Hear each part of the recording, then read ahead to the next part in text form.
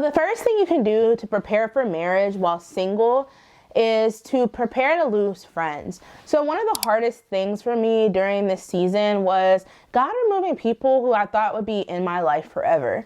See, we don't realize it, but sometimes we keep people in our life who don't necessarily have our best intentions at heart. Maybe they are gossiping a lot, or maybe they're just not the best friends that they could be to us. And it is during this season of marriage preparation that God will begin to snip away these people so that he can bring people to you that are much more suited to the season that you're in. You also may find that a lot of your friends are getting into relationships. I don't know about you, but for me, my YouTube feed has been filled with people saying that they're getting engaged and getting married. And I've actually had 2 people in my family get married within the past 8 months. And so it's just been amazing to watch and amazing to see.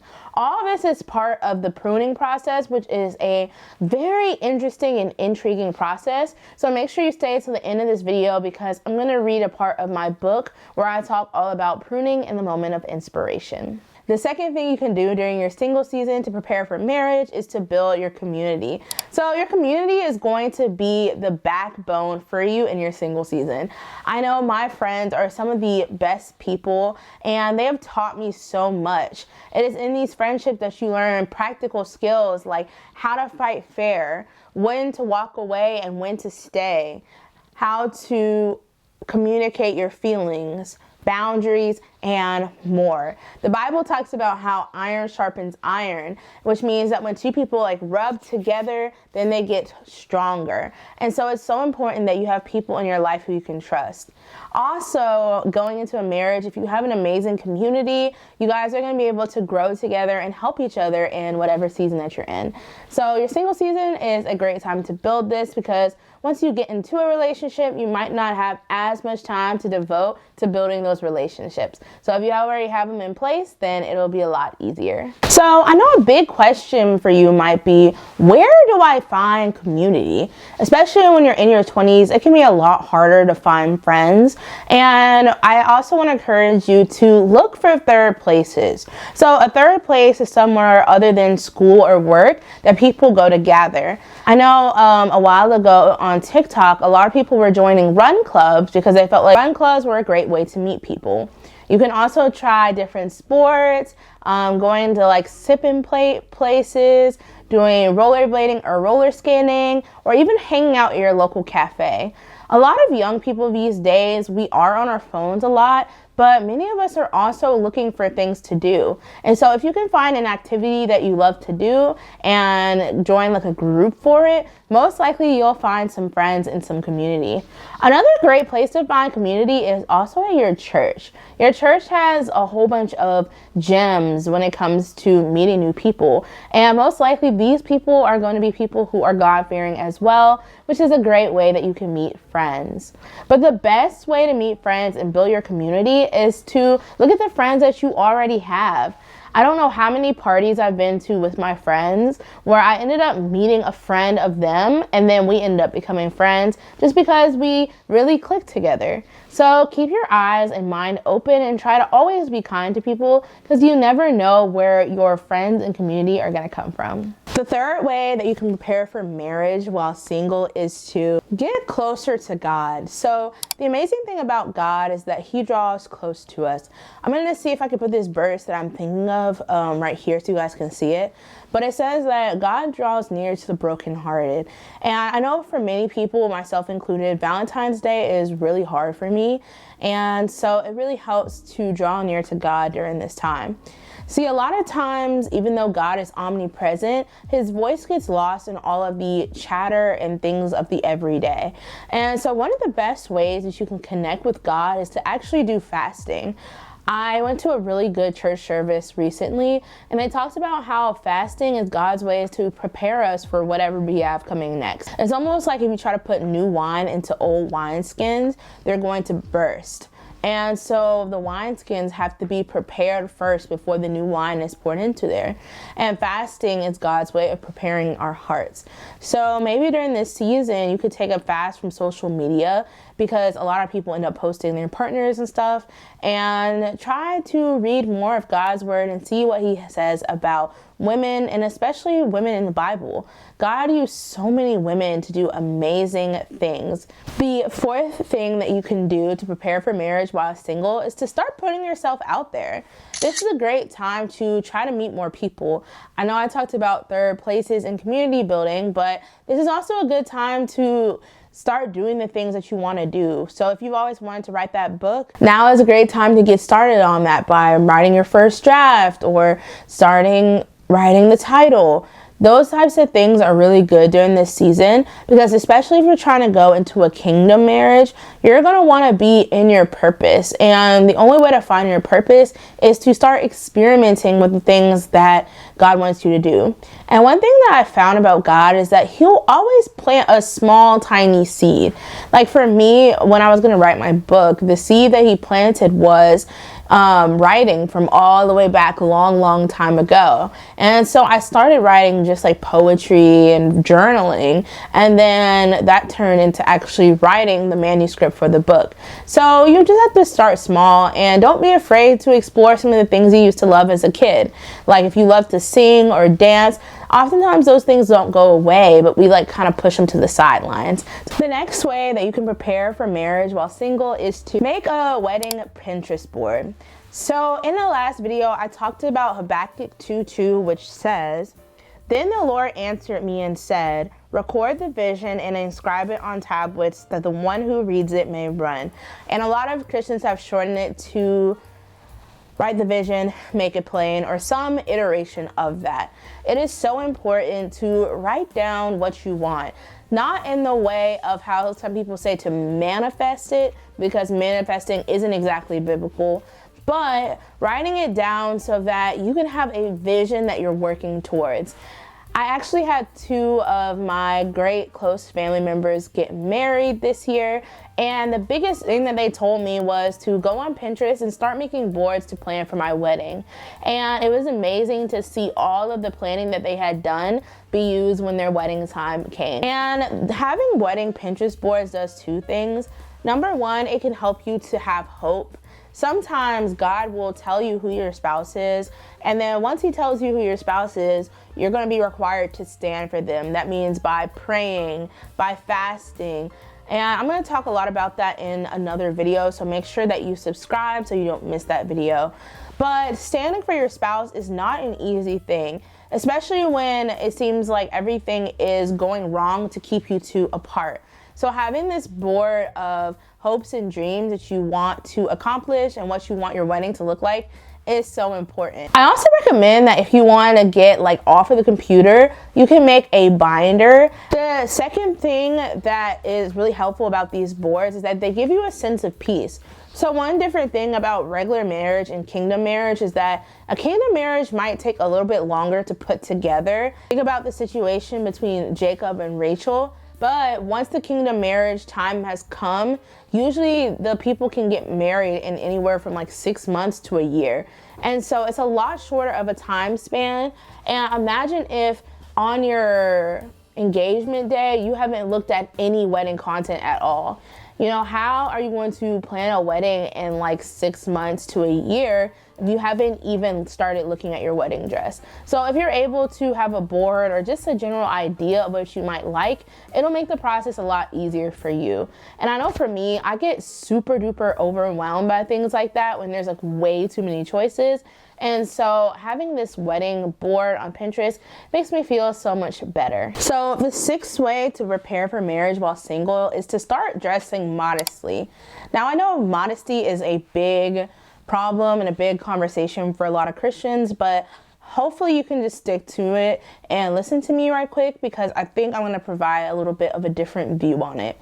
So modesty is kind of like an outside of a fruit. So imagine in my hand that I have this orange, right?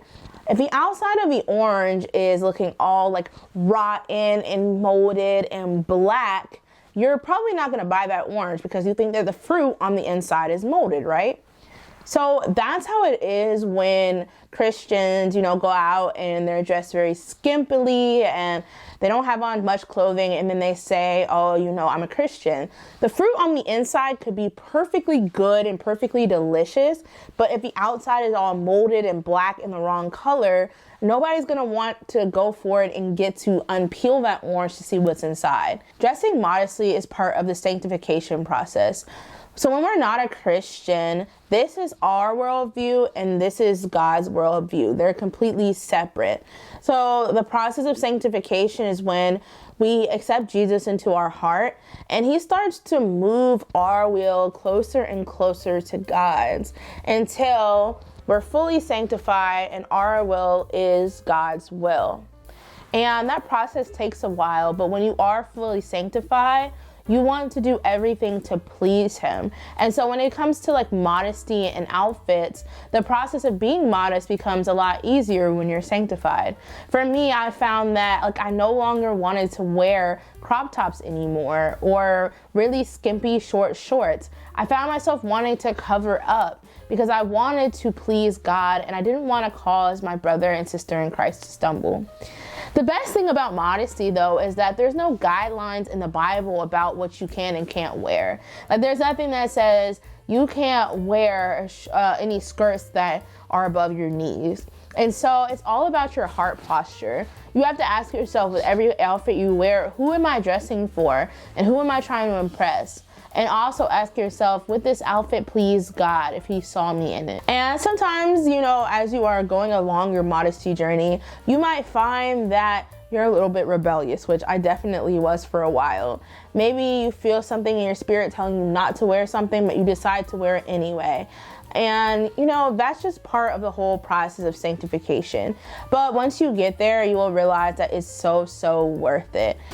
The next way to prepare for marriage while single is to study Proverbs 31. So the hard thing about Proverbs 31 is that everybody mentions it, but nobody really goes through it verse by verse. Proverbs 31 is very difficult to understand because a lot of the things that are happening there are not applicable to today. Comment down below if you would like a study video about what Proverbs 31 really means in today's context. But the biggest thing that I noticed about Proverbs 31 was the heart posture of the wife. It went through some of the different things that the wife would do, and it really showed like how much she cared for those people that were around her. And so if you have some time, I recommend that you get a good Bible study app and study Proverbs 31 because you might be interested to see how you could apply that to your everyday life. The 8th way that you can prepare for marriage while single is to pray for your future spouse. So earlier on in the video, I talked about how sometimes God might reveal to you who your spouse is, and after that, you might find that everything goes crazy. The devil really hates kingdom marriages, and so he's going to do everything in his power to break them apart. Whether that is starting drama between you and this other person, putting somebody between you, etc., etc. And one of the best ways to fight against all of those things is by praying for your spouse.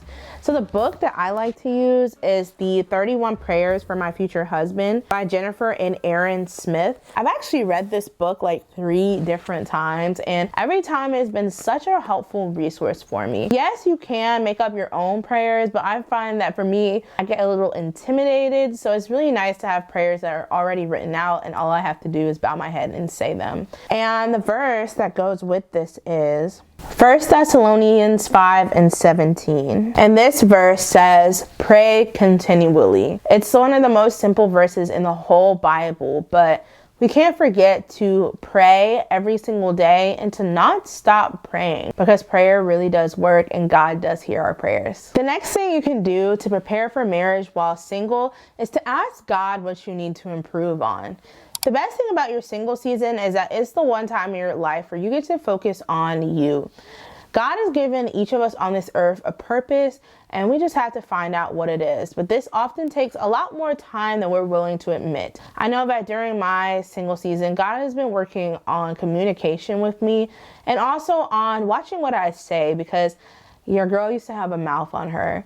And so I've gotten a lot better with it and a lot better with paying attention to what exactly I'm saying.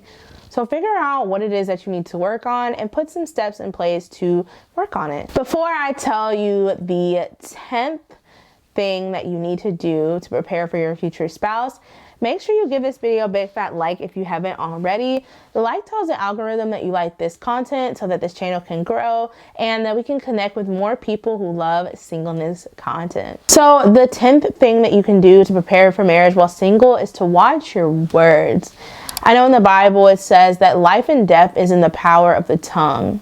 And so if you are speaking death over your marriage, whether that be by saying phrases like, I will never get married, or I don't have a husband or wife, etc., then that will be what your life is like. It is so important that you speak only positively about your lifestyle. And I noticed for me that ever since I started speaking positively about my dating and marriage experiences, things have really took a turn for the better. And now to the moment you've all been waiting for. Here is the very last thing that you should do to prepare for marriage while single. And that is to take practical steps. Now I know you guys are probably like, girl, what do you mean by taking practical steps? So I actually have already went wedding dress shopping and ring shopping. I actually didn't buy anything from either of these places, but I did it because it was out of obedience, and I felt like God was calling me to go and to do these things. And it was actually a really great experience that I recommend to people who are single and they feel like they're in their marriage season. And so now I'm going to give you just a few tips on how to actually do wedding dress shopping the correct way, because some people do this the wrong way and they end up getting on the wrong side of the people who are inside of the establishment. So number one is to go on a weekday. The weekends are the busiest time for wedding dress shopping because everybody and their mama are going out to try to find dresses. And so during this time, you're going to be a lot less likely to find a store associate who's going to be able to help you. And a lot of stores these days, they don't even allow you to take the dresses off the rack and try them yourself. Which brings me to my second thing. Bring somebody with you. I didn't bring somebody with me the first time that I went wedding dress shopping. And that was a problem because the wedding dresses were so much heavier than I thought. And so it actually took the store associate having to help me carry them because they were so heavy. And then I also needed somebody who could help like button me up in the back or put the little clips on there so I can look to see how I felt in a dress. So just bring someone with you. It can be a sister or a friend or somebody who has been walking through this kingdom spouse journey with you, because you're going to want that. Number 3 is to grab a couple of different sizes. So wedding dress shopping is vanity sizing, and I found that their wedding dress sizes were actually 2 sizes smaller than clothing sizes. So if you're a US size 10, you're going to be probably either a US size 12 or a US size 14 in wedding dresses because of the sizing. Don't let this get you down, but definitely talk to the person that's picking out your dresses to try to see if you can find the right size for you, because I was shocked at what wedding dress size I actually did wear. The biggest thing too is that when you're going wedding dress shopping, they might ask you, when is your date? Don't freak out about this. What I did, I was in a relationship at the time when I went wedding dress shopping. And so I just kind of made up a date around where I would want my future wedding to be. So I know I want a fall wedding in the future, so I said November, and they were able to like help me. Usually they just ask you this type of question so they can get an idea of what the weather is going to be like around your wedding, and also an idea of what kind of styles you may like. If this was helpful, make sure you give this video a big fat like, because I haven't seen many people talking about going wedding dress shopping before you get engaged. The next thing is to make sure that you say please and thank you. These people are taking out a lot of time to help you find the dress that you're going to like, and so you're definitely going to want to do that. The next thing is to take a picture of the dresses that you do see. This is the most important part, is that you want to be able to know that, okay, I like cream colored wedding dresses, but I hate A-line dresses. So that when you go back home, you can really fine tune your Pinterest board. And so you might be wondering, like, why even go wedding dress shopping if you don't have a date or a spouse yet? So number 1 is for the hope aspect, but number 2 is because you might find that you like a completely different style than you originally thought. And it kind of goes back to that preparation season thing. You want to be able to try on like 1 or 2 dresses when the time does come and say, oh, I like this dress. Like for me, I know that I don't like big long trains and I don't like poofy dresses. So I'm not going to spend time on grabbing those dresses. Also, another big thing is that this helps you to start saving money for your wedding. Weddings are super duper expensive. And so if you can know, okay, I like this type of dress, this is kind of the budget that I'm looking at, you can start saving your money right away. Also, another big tip is to not try on more than 3 wedding dresses. You might think 3 wedding dresses is not a lot, but it actually is a ton of dresses. And the person has to like put all the paper back in and then like go and hang it back up. So I would say like a good sweet spot is like 4 dresses. That was probably the amount that I tried on. And I wouldn't go any more than that unless you're sure that you're going to buy something that day. So those were my wedding dress tips. I hope that they helped you. If you want to go ring shopping, it's a lot more chill and relaxed. They're gonna like measure your finger. You'll look at a bunch of different styles and hopefully write them down. And it's a lot easier of a process. So those were 10 tips on how to prepare for marriage while single. I really hope that you enjoyed it and that you found it helpful. If so, drop a comment down below and let me know what was the most helpful thing that you learned in this video today. And also comment down below if you have already started preparing for your future wedding. I would really love to know because, you know, your girl, she's already thinking ahead for the future. And now on to what we've all been waiting for, the moment of inspiration. Earlier in the video, I talked about pruning. So pruning is what happens when farmers cut back leaves of a plant so that it can grow better and bigger than before. And so a lot of plants, if you don't prune them, they'll get overgrown and they'll actually die. This pertains a lot to your marriage season because, like I said, God may start to prune and cut people from your life that you thought would be there forever. And that feeling of dealing with the death of some really prominent friendships is something that touched my heart so much that I wrote a whole chapter about it. And so right now, if you have your Since When Does Single Mean Sad book, you can turn to page 21, or they're otherwise known as day 3, which says, to be happy single, you have to die.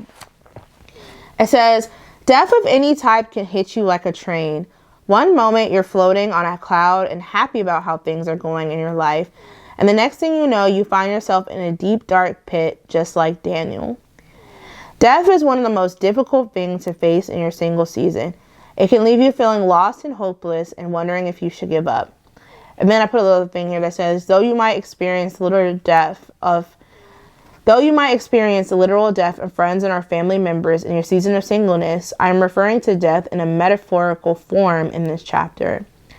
One thing God had to do during my single season was to teach me how to die to my own desires. He showed me this by one situation with a guy. This person and I had been talking for a long time, and I thought we were going to get married. He was everything I thought I wanted at the time. He was Christian and unique and smart and talented. We would talk for hours a day and flirt with each other for hours on end. One day I decided to find out where the relationship was going, and that decision to find out caused the death of our friendship. I was devastated and mad at God. How could he kill something so important to me? However, from this situation, I learned to trust God because his ways are higher than our ways. After we stopped speaking, God brought people into my life that helped me to see what I was missing by settling. These people showed me God's love and taught me the true meaning of friendship. Had I never let go and experienced the grief of watching that friendship die, I may not have opened my heart to experience the new love this person showed me. So, as you guys can see, I was pruned in a relationship that I thought would lead to marriage died. But one thing that it taught me is that God always has a purpose for whatever we go through. So he might take away that friend that you thought would be in your life forever, but he's going to bring about even better people who will be in your life for even longer amounts of time. And so I just wanted to encourage you guys. Also, this month, if you want to purchase your copy of Since When Does Single Mean Sad, I'll have some kind of discount on my website for it. But definitely, I hope this gives you a little bit of hope because your single season is probably not easy. So that was today's video on how to prepare for marriage while single. If you liked it, make sure you give this video a big fat like, and also make sure you watch this video or this video in the cards. Don't forget to share the love of Jesus with one person this week. And I love you. Bye.